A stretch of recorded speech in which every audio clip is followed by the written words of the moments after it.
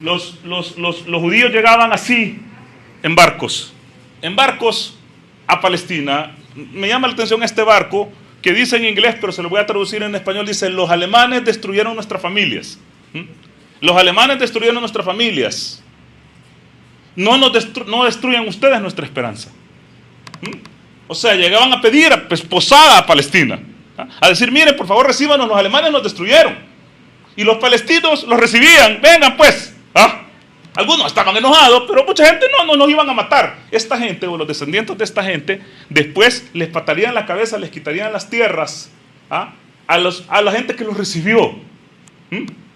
A la tierra que no era de ellos, porque estos son europeos, ojos azules, blancos, que no tienen nada de semitas. Dicen antisemitismo. El antisemitismo es un concepto erróneo, porque tendría que ser antijudaísmo, porque los árabes también somos semitas. Entonces llegaron en oleadas y empezaron a crear grupos terroristas, a armarse, porque esta gente que estaba adentro, que ya tenía el plan de tomar Palestina, empezaron a armarse, a llevar armas, y crearon barrios, grupos armados peores que jamás en ese momento. Lo que pasa es que la gente olvida la historia, lo que pasa es que la gente no saca esto, pero por ejemplo crearon el Irgun, que era un grupo terrorista, terrible judío, y también el Palmaj, y el Haganá, por ejemplo, que no está ahí, que masacraron a los civiles. Empezaron primero con la población palestina local, pero después empezaron a atacar a los mismos ingleses que dominaban. Empezaron a hacer atentados terroristas contra los soldados ingleses. En ese momento eran héroes que estaban luchando contra la ocupación británica. Más o menos como trata de hacer Hamas ahorita. Y atacaban civiles y atacaban inocentes. Inglaterra dijo: yo no quiero seguir aguantando esto. 1947 le dice a la ONU: yo les tiro esa papa caliente porque yo no me puedo hacer cargo, muchos me están matando los soldados, además es un terreno infértil. Así que ahí vean qué hacen ustedes. Se va Inglaterra de ahí, y esos grupos terroristas que la gente olvida empezaron a hacer masacres contra el pueblo palestino. Por ejemplo, voy a poner algunos ejemplos de un montón de masacres que hubieron, bien documentadas, que ustedes pueden buscar en la bibliografía que hay en internet y en otros lados. Por ejemplo, la masacre Tin al-Zaytun, que sucedió el 1 de mayo de 1948. Fueron asesinados entre 30 y 70 árabes por miembros de Palmaj. La masacre de Safsaf, el 29 de octubre de 1948. El ejército israelí capturó la localidad árabe palestina de Safsaf. Posteriormente a la captura fueron fusilados entre 52 hasta 54 aldeanos, que no tenían nada que ver en el conflicto, eran puros civiles. Después la masacre de Ilbaún, que fue el 30 de octubre de 1948, cometida por soldados de las Fuerzas de Defensa de Israel durante la operación Hiram. Un total de 14 hombres fueron asesinados. La masacre de Al-Dawiya, el 29 de octubre de 1948. El ejército israelí asesinó a cientos de civiles tras su captura. A cientos de civiles tras su captura. La masacre de Lula en Líbano tuvo lugar el 31 de octubre y el 1 de noviembre de 1948. Fueron capturados del ejército de la Israel sin oponer resistencia hombres entre 15 y 60 años, y todos fueron ejecutados. Y de ahí, por ejemplo, la masacre de Kibdia, que fue el 15 de octubre de 1953, en la que el ejército de Israel masacró a 69 civiles. Estos grupos empezaron a hacer ataques a civiles, hicieron que los palestinos empezaran a huir de sus tierras. La resolución 1981 de la ONU, 181 de la ONU, hizo que Palestina se partiera en dos. O sea, la ONU vino y dijo: vaya, aquí está Palestina, la vamos a partir en dos. La mitad para los israelíes y la mitad para los palestinos.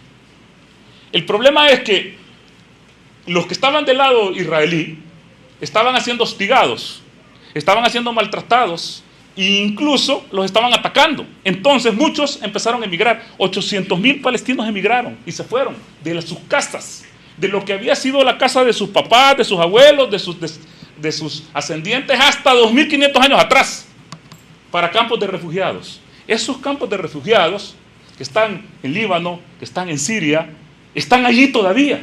Viven en tiendas de campaña o en casas de lámina, porque fueron sacados sus padres de sus hogares. Evidentemente los árabes no estaban de acuerdo con esto. No estaban de acuerdo con que alguien llegara a partir su tierra. Imagínense que viniera alguien y dijera, bueno, en El Salvador, aquí vivían antes los pipiles y los mayas. Entonces ahora la mitad del Salvador se la vamos a dar a los pipiles y a los mayas porque vivieron hace 1000 años aquí. Y a ustedes les toca irse para el lado del EMPA para allá, porque por más fregar nos van a dar el lado de Oriente, que es más caliente, ¿va? Y te van a sacar de tu casa, papá. ¿Ah? Te van a sacar de su casa, te van a quitar tu propiedad. Y si vos decís, pero ¿y por qué si esta es mi casa que yo compré? Esta es mi casa que yo compré. Y te vas a decir, no, pero es que usted se tiene que ir. Los árabes se levantaron mal armados, mal entrenados, con poco armamento, sin el apoyo de los gringos, contra un ejército más organizado, apoyado por los norteamericanos, que venía preveyendo esta situación desde hace décadas, y perdieron la guerra. Israel empezó a avanzar. La ONU, que le había dado su creación a Israel, a Israel le debe su creación a la ONU, empezó a hacer sendas declaraciones contra Israel, que Israel ignoró. O sea, solo le interesaba a la 181 que le daban su nacimiento, todo lo demás al carajo. Y yo tengo aquí algunas resoluciones. Por ejemplo, la primera resolución, la 194, que fue en 1948, que dice: la Asamblea General de las Naciones Unidas adoptó esta resolución, que aborda la expulsión forzada de árabes. Esto está diciendo la ONU, quien le dio nacimiento a Israel. Dice, la expulsión forzada de árabes establece el derecho de los refugiados a regresar a sus hogares y recibir compensación por sus pérdidas. Pregúntame si Israel ha seguido esta resolución. No, la gente sigue en los campos de refugiados en la segunda y tercera generación. Ni han recibido compensación, ni han podido regresar a sus tierras. La resolución 242, que fue en 1967, después de la Guerra de los 6 días, dice, esta resolución del Consejo de Seguridad, adoptada después de la Guerra de los 6 días, exige la retirada de Israel de los territorios ocupados. Exige la retirada de Israel de los ocupados y el reconocimiento de la soberanía de los estados de la región. No, papito. De 1967 a 2023 Israel no ha dejado los territorios ocupados.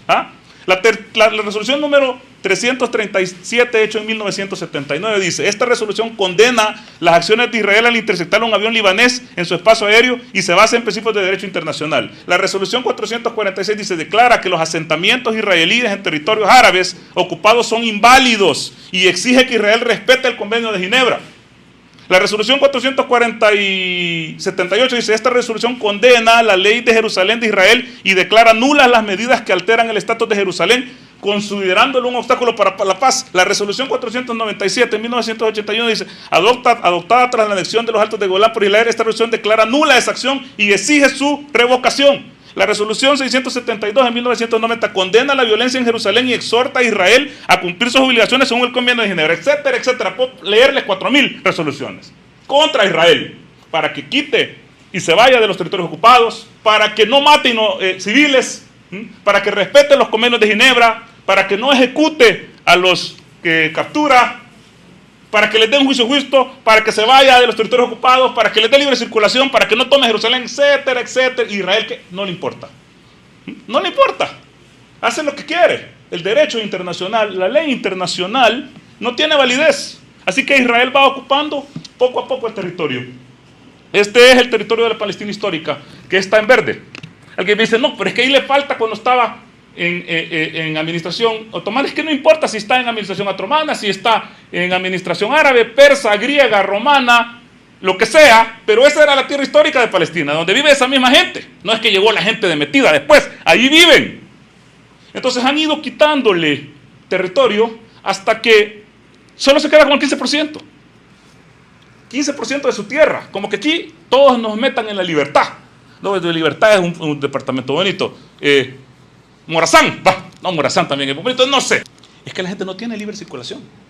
La gente no puede ir, por ejemplo, de la Franja de Gaza y puede ir a Cisjordania. La gente tiene una tarjeta de color para moverse solo en su área. La gente no puede venir y decir, voy a ir a rezar a la mezquita de Al-Aqsa.